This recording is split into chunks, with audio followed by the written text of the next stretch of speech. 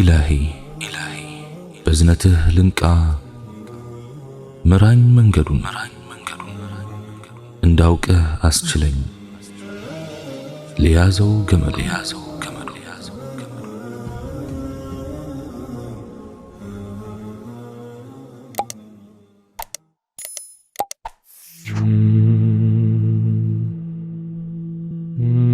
السلام عليكم ورحمة الله. يهج عالم ባለቤት አላት።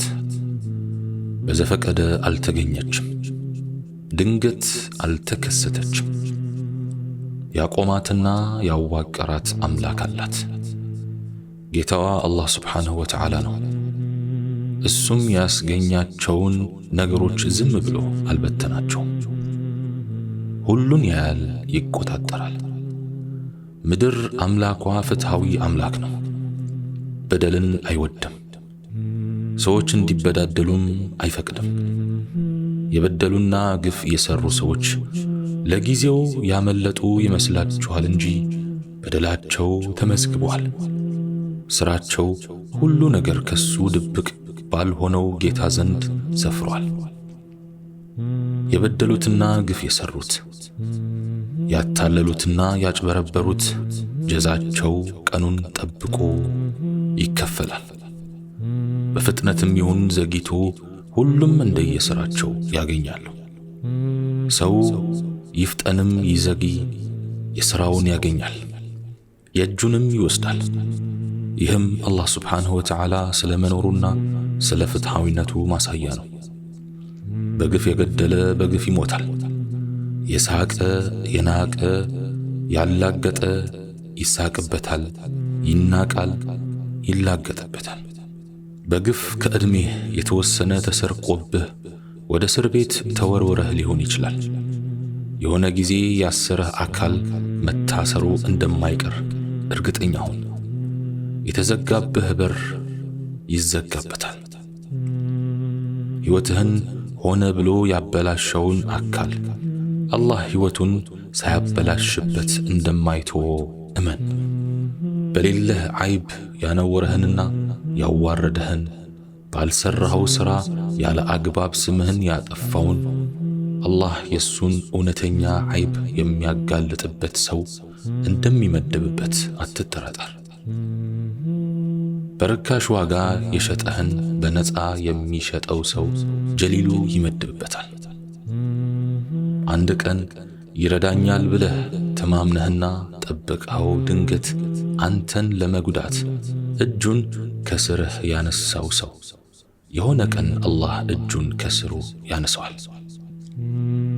እጅግ ቸግሮህ የለመንከውና እያለው የከለከለህ ሰው እጅግ ቸግሮት አንድ ቀን ሊለምድህ እንደሚመጣ ጠብቅ።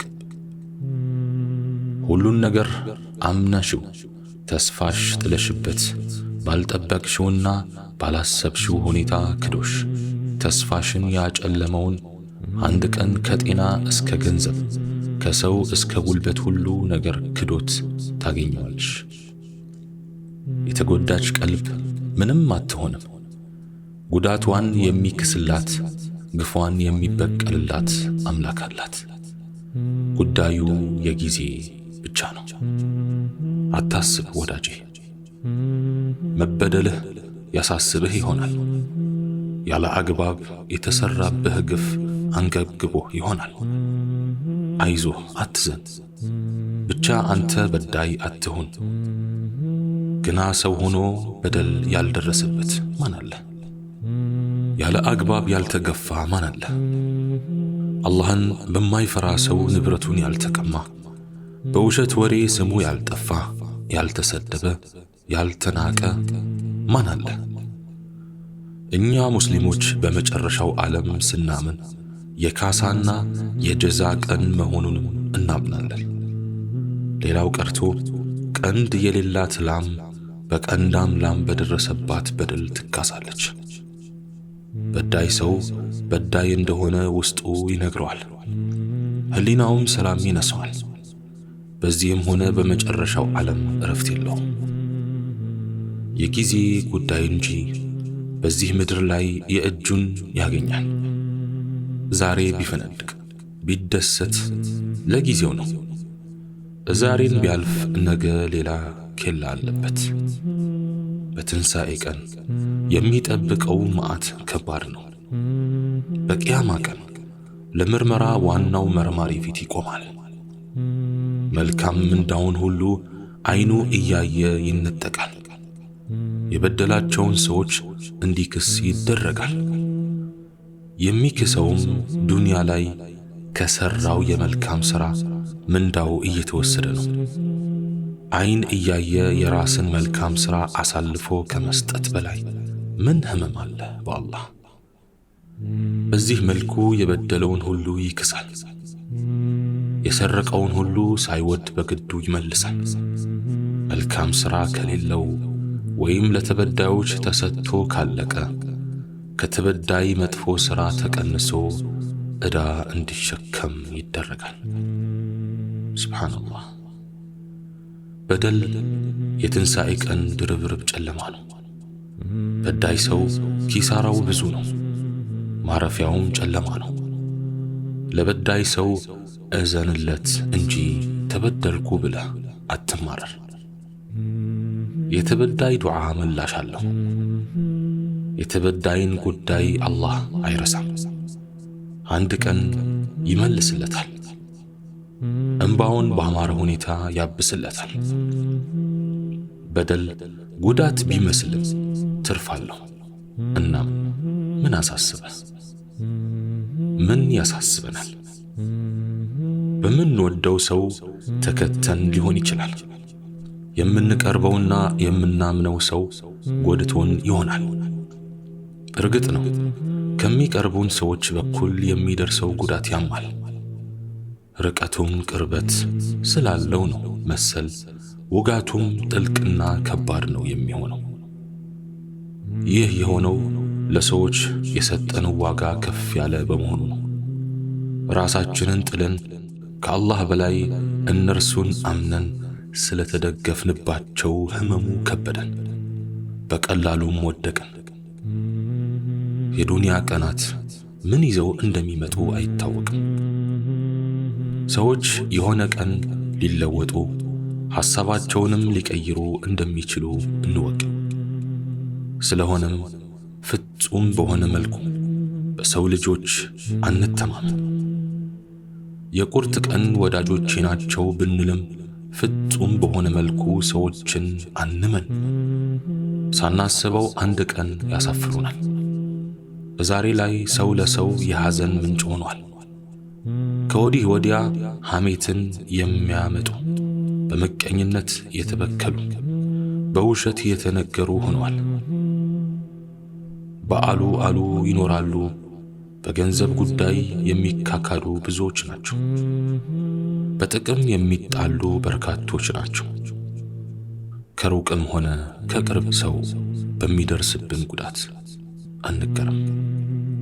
ንጹህ መሆን ደስ ሲል በቃ አለ አይደል ንጹህ እንደተፈጠሩ ሆኖ ዱንያን መግፋት፣ እንደወረዱ መኖር፣ ክፋትን አለማሰብ፣ ጥላቻን አለማብቀል፣ በቀልብ መኽሙም በምላስ ሰዱቅ መሆን። ከዓብዱላህ ኢብኑ ዐምር ኢብኑ ልዓስ ረዲየላሁ ዐንሁ እንደተዘገበው የአላህ መልእክተኛ ዓለይሂ ሰላቱ ወሰላም አንቱ የአላህ ነቢይ ሆይ ከሰው በላጩ የትኛው ነው ተብለው ተጠየቁ። እርሳቸውም ቀልቡ መኽሙምና ምላሱ ሰዱቅ የሆነ ሰው ነው በማለት መለሱ። ሰዎችም አንቱ የአላህ ነቢይ ሆይ ምላሱ ሰዱቅ ወይም እውነተኛ የሆነ ያሉትን እናውቃለን፣ ቀልቡ መኽሙም የሆነ ማለትስ ምን አይነት ሰው ነው አሏቸው። እርሳቸውም እንዲህ በማለት መለሱላቸው፣ አላህን የሚፈራ ውስጡ ንጹህ የሆነ ወንጀል፣ ድንበር ማለፍ እና ጥላቻም ሆነ ምቀኝነት የሌለበት ሰው ነው። መኽሙም ማለት ንጹህ መሆን፣ መልካምን ብቻ ማሰብ፣ መልካምን ብቻ መጠርጠር፣ ስለ ሰው ልጅ ሁሉ በጎ ማሰብ፣ ስለ ሰው መኖር፣ ስለ ሰው መጨነቅ፣ ስለ ሰው መጎዳት፣ ሰውን አለመጉዳት፣ ሰብአዊነት፣ ለሌሎች መኖር። ሰዱቅ ማለት ደግሞ እውነተኛ መሆን፣ ራስን መሆን፣ አለማስመሰል፣ ውጭና ውስጥን ማመሳሰል፣ ሰዎችን አለማታለል፣ በምላስ አለመሸንገል፣ የዋህ መሆን፣ እርግብ መሆን። ወዳጆቼ ሁሉም ነገር አላህን ሱብሓነሁ ወተዓላ ከመፍራት ይጀምራል። በእውነት አላህን ለሚፈራ ሰው ሁሉም ነገር ለእርሱ ቅርብ ነው። ከአምልኮ ተግባራት እስከ መልካም ስነ ምግባራት ሁሉም መንገድ ለእርሱ ገር ነው። ስለሆነም በእነኚህ ሁሉ ቀድሞ ለመገኘት በዕለት ተዕለት እንቅስቃሴያችን ውስጥ አላህን ሱብሓነሁ ወተዓላ የመፍራት ስሜት ወደ ራሳችን ልናመጣ ይገባል። አላህ ሱብሓነሁ ወተዓላ እንዲህ ብሏል፣ ያ አዩሃ አለዚነ አመኑ እተቁላህ ወቁሉ ቀውለን ሰዲዳ ዩስሊሕ ለኩም አዕማለኩም ወየግፊር ለኩም ዙኑበኩም ወመን ዩጢዕ ላህ ወረሱለሁ ፈቀድ ፋዘ ፈውዘን ዐዚማ። እናንተ ያመናችሁ ሆይ አላህን ፍሩ፣ ትክክለኛንም ንግግር ተናገሩ፣ ሥራዎቻችሁን ለእናንተ ያበጅላችኋልና ኀጢአቶቻችሁንም ለእናንተ ይምርላችኋል።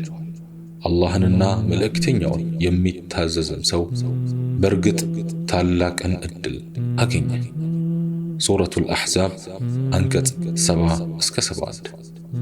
ወዳጆቼ ዛሬ በሙስሊሙ ማህበረሰብ መካከል ቦታ ሊያገኝ የሚዳዳውን ኺላፍ ወይም የሐሳብ ልዩነት፣ ጥላቻን፣ መናቆርን፣ መጠራጠርን በአጭሩ ለማስቀረት ንጹሕ የሆነ ቀልብ ከመቼውም ጊዜ በላይ በእጅጉ ያስፈልገናል። ንጹሕ ቀልብ ደግሞ የአላህ ሱብሓነሁ ወተዓላ ፍራቻ ውጤት ነው። ጥድት ያለ ቀኝ እንጂ ግራ የማያስብ፣ መልካም እንጂ መጥፎ የማይታየው፣ ፍቅር እንጂ ጥላቻ ያልበረዘው፣ እውነት እንጂ ውሸት ያልነካካው፣ ከአንጀት እንጂ ከአንገት በላይ ያልሆነ፣ ራሱን ለሌላው አሳልፎ የሚሰጥ፣ ለራሱ የሚወደውን ነገር ለሌላው የሚወድ የዋህ ቀልብ ይኖረን ዘንድ ነቢያችን ዓለይሂ ሰላቱ ወሰላም በበርካታ አጋጣሚዎች ነግረውናል። ካልሆነ ተዋደናል ማለታችን የምላስ ብቻ ነው የሚሆነው። መተቃቀፋችንም ለይስሙላ ነው። አንድነታችንም ንፋስ ማስገባቱ ግድ ነው። መያያዛችንም ቢገፉት መውደቁ አያጠራጥርም።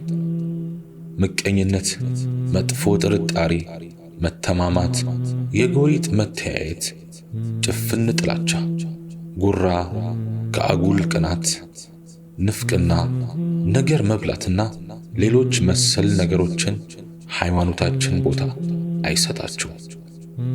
እነኚህ መጥፎ ስነ ምግባራት ወደ ጥንካሬ፣ እድገትና ስኬት በምናደርገው ጉዞ ላይ ትላልቅ ጋሬጣዎች ናቸው። ለይምሰል ብቻ መተሳሰብ፣ በተግባር ያልተገለጸ ፍቅር፣ በከንፈር መምጠት ብቻ የተወሰነ መተዛዘን፣ እነኚህ ሁሉ ያልጸዳ ቀልብ ውጤቶች ናቸው። ስለሆነም ከልብ በሆነ ውስጣዊ ፍቅር እንጠጋጋ። ከቃልና ከቁጭት አልፈን የተግባር ሰው እንሁን። ለልብሳችን ጽዳትና ንጣት ከምንጨነቀው በላይ ለልባችን ጽዱ መሆን እንጨነቅ። ከላይ እይታችንም በላይ የውስጥ ማንነታችን ያሳስበን። ንጹሕ ቀልብ ያለው ሙስሊም በነገሩ ውስጥ ሁሉ አላህን ሱብሓነሁ ወተዓላ ይፈራል። ራሱን ዝቅ በማድረግ ይታወቃል። የሌሎችን በጎ ነገር በቅን ልቦና ያነሳል። ጥረታቸውንም በመልካም ቃላት ይገልጻል። የንጹሕ ቀልብ ባለቤት በአንድ ሰው ውድቀት የሚደሰት፣ በስኬቱ ደግሞ የሚደነግጥ አይደለም። ባይሆን ለፍጥረታት ሁሉ ያስባል፣ በሐዘናቸው ያዝናል፣ በደስታቸውም ይደሰታል። ለሌሎች እድገትና ስኬት ይጓጓል። ታላቁ ሰሐባ አብዱላህ ኢብኑ ዓባስ ረዲየላሁ ዐንሁ እንዲህ ብሏል። እኔ በአንድ የሙስሊም ሀገር ዝናብ መዝነቡ በሚነገረኝ ጊዜ ደስታዬ ይበዛል። ምንም እንኳ በዚያች ሀገር ላይ አንዲት ከብት ባይኖረኝም። ንጹሕ ቀልብ ያለው ሰው አጉል ቅናት የተጠናወተው አይደለም። አይዋሽም፣ አይመቀኝም፣ አያሴርም፣ ተንኮል የለውም። ውጩም ሆነ ውስጡ ተመሳሳይ ነው። በልቡ የሌለን ነገር በምላሱ አይለፈልፍም። ንጹሕ ልብ ያለው ሰው ላለፉም ሆነ በሕይወት ላሉት ፍጡራን በሙሉ ቀልቡ ንጹሕ ነው። በሌሉበት ጠበቃ ሆኖ ይከራከርላቸዋል። ሆነ ብሎና አስቦ ጊዜ ወስዶ ዱዓ ያደርግላቸዋል። በአጠቃላይ ከተራ ርካሽና ትናንሽ ነገሮች ከፍ ያለውን ቀልብ ነቢያችን ዓለይሂ ሰላቱ ወሰላም መኽሙም ብለውታል። ታዲያ የዚህ አይነቱን ቀልብ አያስፈልገንም ትላላችሁ? ለፍለጋው ጉዞ መጀመሩስ ካሁኑ መሆን የለበትምን? ክፉ ጥርጣሬ ብዙውን ጊዜ ወንጀል ላይ ነው የሚጥለው። ደግሞ ተጠርጥሩስ ምን ትርፍ ይገኛል? የጥርጣሬ ውጤቱ ሒስድ ወይም ምቀኝነት፣ ራስን መዘንጋት፣ በሌሎች ቢዚ መሆን። እናም ንጹሕ መሆን ይሻላል። ባዶ ቀፎ መሆን፣ ከክፋት ባዶ፣ ከምቀኝነት ባዶ፣ ከቅናት ባዶ፣ ከምቀኝነት ባዶ፣ ለሰው መጥፎ ከማሰብ ባዶ። ጥሩ መሆን ጥሩ ነው። ጥሩ መሆን ለራስ ነው። አላህም ሱብሓነሁ ወተዓላ ጥሩነትን ይወዳል። ሰዎችም ጥሩ ሰዎችን ይወዳሉ። ንጹሕ መሆን ይሻላል። ራስን ብቻ መውቀስ፣ ራስን ብቻ መንከስ፣ ራስን ብቻ መከታተል፣ ራስን ብቻ መገምገም፣ ስለ ሰው እርግፍ አድርጎ መተው፣ ስለ ሰው መርሳት፣ በራስ ዛቢያ ውስጥ መኖር፣ ንጽሕና በግማሽ ልብ አለመኖር። ትልቁ ንጽሕና ነፃ መሆን፣ ተውሒደኛ መሆን፣ ለአላህ ብቻ ማጎንበስ፣ ለፈጠረን ብቻ ማጎብደድ፣ ለሱ ብቻ መስገድ፣ እሱን ብቻ መፍራት፣ ለዚህም ለዚያም አለመደንበር፣ አለመሸከክ፣ በአላህ መመካት፣ ወደ አላህ መጠጋት፣ ከጅኒ፣ ከቃልቻ፣ ከቆሌ፣ ከአድባር፣ ከአውጋር ነፃ መሆን። ነፃ መሆን ማንም ላያስፈራን፣ ነፃ መሆን ማንም ላያዘን፣ ማንም ላይመራን፣ ማንም ላይጫንን፣ ማንም በሕይወታችን ጣልቃ ላይገባ ነፃ መሆን። ነፃነት ትልቁ ሀብታችን ነዋ። የተፈጠርነው ነፃ ሆነን ነው። የአላህ ብቻ እንጂ የማንም ባሪያ አይደለንም። የአምላካችን እንጂ የማንም ንብረት አይደለንም። ጫንቃችን ለማንም አንሰጥም። ትከሻችን ለማንም አይጎብጥም። ጉልበታችን ለማንም አይንበረከክም። ይሉኝታ አያጠቃንም። የሰው ምላስ አያስፈራንም። ለአላህ ብለን እንጂ ለሰው ብለን የምንሰራው ነገር የለም። ነፃ ነን። አላህ ብቻ ነው አለቃችን።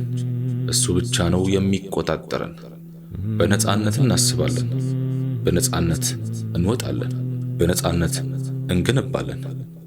ሰው አየን አላየን፣ ፍጡር ታዘበን አልታዘበን ግድ የለንም።